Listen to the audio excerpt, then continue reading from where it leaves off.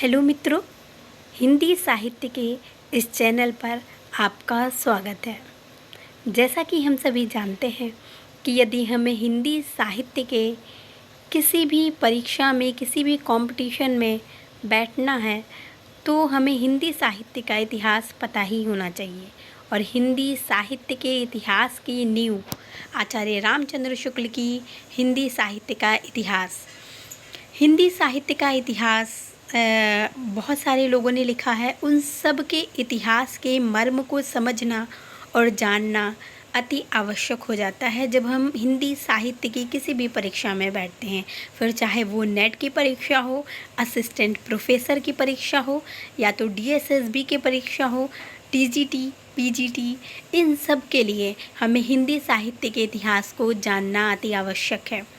इसलिए मैं सोच रही हूँ कि मैं एक सीरीज़ स्टार्ट करूँ जिसमें हिंदी साहित्य का इतिहास आचार्य रामचंद्र शुक्ल, जो रामस्वरूप चतुर्वेदी जी ने जिसकी भूमिका लिखी है, हिंदी साहित्य का इतिहास डॉक्टर नगेंद्र और डॉक्टर हरदयाल ने जिसका संपादन किया है, डॉक्टर बच्चन सिंह हिंदी साहित्य का दूसरा इतिहास, हिंदी साहित्य का इतिहास बच्चन सिंह आधुनिक हिंदी साहित्य का इतिहास। इसके अतिरिक्त एक शब्दकोश आता है और उसमें अलग अलग तरह से बहुत छोटी छोटी चीज़ों को डिस्क्राइब करते हैं, बहुत छोटी छोटी चीज़ों को, बहुत छोटी छोटी बातों को बहुत प्रमाणिक रूप से हमारे सामने रखते हैं। जैसे कि अभी असिस्टेंट प्रोफेसर का जो एग्ज़ाम हुआ था उसमें ढोला मारूर दोहा जो था, उसके पिता का नाम, ढोला के पिता का नाम पूछ लिया था। वो छोटी छोटी चीज़ें मेरे पास इस पुस्तक में हैं। ये पुस्तक है हिंदी साहित्य कोश पारिभाषिक शब्दावली। इसमें एक एक चीज़ का जो भी आया, जो भी हिंदी साहित्य के इतिहास से संबंधित है, उस चीज़ का पूरा रेफरेंस दिया हुआ है, पूरी परिभाषा दी हुई है। ये जैसे है हिंदी साहित्य कोश, ये साहित्य कोश है। साहित्य कोश का अर्थ यहाँ है कि जैसे हमने अंगद सुना है नाम, तो अंगद कौन है, इसमें सब क्रम से दिया हुआ है, क्रमानुसार अल्फ़ाबेट के अकॉर्डिंग दिया हुआ है। अंग दर्पण है तो इन अम्बा है तो कौन है, कहाँ से आई थी, अंधेर नगरी है तो इसके बारे में दिया है। उसके बाद में अगर हमने पढ़ा है, अगर हमने कोई भी ऐसा कठिन शब्द जो हिंदी साहित्य में पढ़ा है और हमें उसका अर्थ नहीं पता है या हमें उसके बारे में जानने की जिज्ञासा है, तो उसके लिए ये दोनों हिंदी साहित्य कोश जो मैंने मंगाई थी, ये लगभग 1000 रुपये की पड़ी थी। दोनों बुक 1000 प्लस की पड़ी थी, 1000 प्लस की पड़ी थी। और इन दोनों में दिया हुआ है हिंदी साहित्य का इतिहास। तो मैं सोच रही हूँ कि मैं एक सीरीज़ स्टार्ट करूँ, सीरीज़ का प्रारंभ करूँ और उस सीरीज़ में मैं इन सारे हिंदी साहित्य के इतिहास प्लस हिंदी साहित्य कोश पारिभाषिक शब्दावली, इन सब को लेकर प्रश्न बनाऊँ। पहले इनकी थोड़ी थोड़ी थ्योरी आपको संक्षिप्त रूप से वीडियोज़ के माध्यम से आपको दूँ। उसके बाद इन सब के ऊपर प्रश्न के रूप में प्रश्नावली आपके समक्ष रखूं।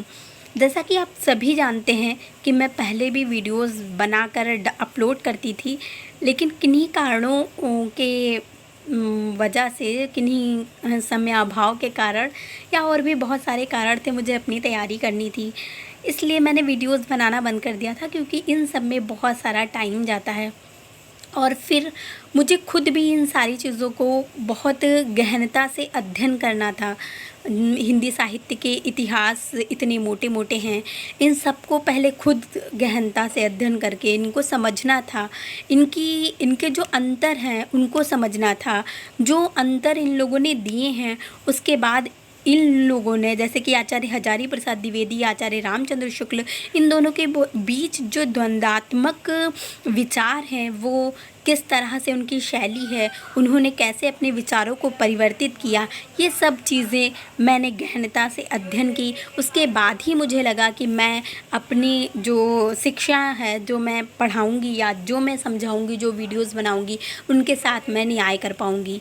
इससे पहले मैं वीडियोज़ बनाती थी और मैं जितना पढ़ती थी उतना बना लेती थी, लेकिन अब मैं सोच रही हूँ कि इन सब का एक सीरीज़ वाइज़ पूरा वीडियोज़ चालू करूँ। एक एक किताब हम बहुत अच्छे से पढ़ें और फिर उसका अंतर हम समझें। सभी के पास किताबें होती हैं, सभी खरीद लेते हैं, लेकिन उसको जब हम एक सामूहिक रूप से पढ़ते हैं और उनके बीच हमें क्या ज़रूरी है और किस तरह से पढ़ना है, यह देखते हैं तो बहुत इम्पॉर्टेंट हो जाता है कि हम वो याद रख पाते हैं या याद कर लेते हैं। जैसे कि जो उच्च स्तर के नहीं, मध्य स्तर के जो परीक्षाएं होती हैं, उनमें तो हमें गोविंद पांडे हैं, सरस्वती पांडे, गोविंद पांडे, उनकी पुस्तक हैं या तो पुनीत राय की हैं, इनके माध्यम से काम चलाया जा सकता है। लेकिन यदि आप नेट की परीक्षा दे रहे हैं और यदि आप पीएचडी की तैयारी कर रहे हैं, यदि आपको पीएचडी करनी है तो आपको ये सारी पुस्तकें पढ़नी ही होगी, क्योंकि पीएचडी करने का अर्थ है कि आपको हिंदी साहित्य पर पकड़ बनानी होगी और हिंदी साहित्य के इतिहास को अच्छे से समझना होगा। और इन सारी पुस्तकों के माध्यम से आपको आपकी विचार शैली डेवलप होती है। आप ये सोच पाते हो कि आपको आगे कैसे कार्य करना है, आपको किस तरह से कार्य करना है, आपको तथ्य कैसे रखने हैं, फिर उसका निष्कर्ष कैसे निकालना है। जैसे आचार्य रामचंद्र शुक्ल का इतिहास ही हम ले लें तो इसमें भी जो बच्चे पीएचडी कर रहे हैं उनके लिए ये बहुत इम्पॉर्टेंट हो जाता है। क्योंकि हिंदी साहित्य का इतिहास की नींव है ये, और हिंदी साहित्य का इतिहास में इन्होंने बताया कि किस तरह से इतने बड़े आलोचक हैं, लेकिन फिर भी उन्होंने इतनी अच्छी आलोचना की है इसमें। जैसे कि तुलसीदास को अगर महान बताया तो सूरदास में जो चीज़ें थीं उनको भी डिस्क्राइब किया, उनको भी बताया, उनको भी परिभाषित किया, और ये भी बताया कि सूरदास में प्रसंग वाली जो इनकी विशेषता है, इनको प्रसंग को वर्णन करने की, वो तुलसीदास में नहीं है, और जो तुलसीदास में विशेषता है वो सूरदास में नहीं है। इस तरह से इन्होंने सबको, अगर किसी की आलोचना की है तो उनकी भी मतलब जो अच्छाई है वो बताई है। तो आलोचना करने का मकसद ही यही होता है।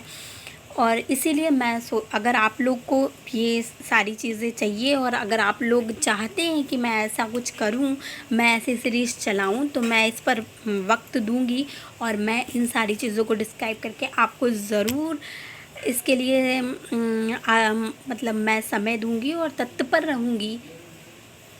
आशा करती हूँ कि आप मुझे कमेंट में ज़रूर सुझाएंगे कि मुझे क्या इन चीज़ों पर बनाना चाहिए कि नहीं। वैसे भी बहुत सारे लोग बना चुके हैं, पहले से बहुत सारी वीडियोस बन चुकी हैं, लेकिन जिस तरह से हिंदी साहित्य के इतिहास को ज़रूरत है, हमें जिस तरह से इन 3-4 किताबों को एक साथ रखने की ज़रूरत है। जैसे कि कबीर अगर हम पढ़ा रहे हैं तो कबीर के विषय में आचार्य रामचंद्र शुक्ल ने क्या कहा है, फिर उसके बाद में नगेंद्र की पुस्तक में क्या लिखा हुआ है, उसके बाद में बच्चन सिंह ने कबीर के विषय में क्या किया है। जब हम कबीर के विषय में पूरा एक साथ पढ़ते हैं और हम तीनों पुस्तकों को उठाकर, तीनों चीज़ों को उठाकर एक साथ पूरा गहनता से अध्ययन कर लेते हैं, फिर अंतर समझ लेते हैं कि अंतर इनमें क्या क्या है, तो मेरे हिसाब से हम कभी भी कोई भी गलती परीक्षा में तो नहीं ही करेंगे।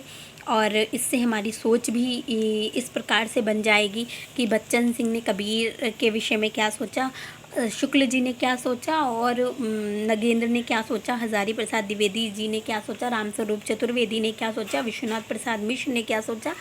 तो इस तरह से कभी भी हमारी परीक्षा में प्रश्न नहीं गलत होंगे, बल्कि हम इन सब की विचारधाराओं को समझेंगे, इन सब की विचारधाराओं पर एक पकड़ बना लेंगे। और मेरे हिसाब से ये एक बहुत अच्छी शैली रहती है हिंदी साहित्य के इतिहास को समझने के लिए।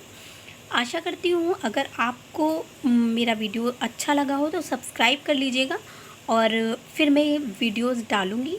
अगर मेरे इस वीडियोस पे 20-25 कमेंट भी आ जाते हैं और लोग कहते हैं कि हाँ, आप इस तरह की वीडियो बनाइए।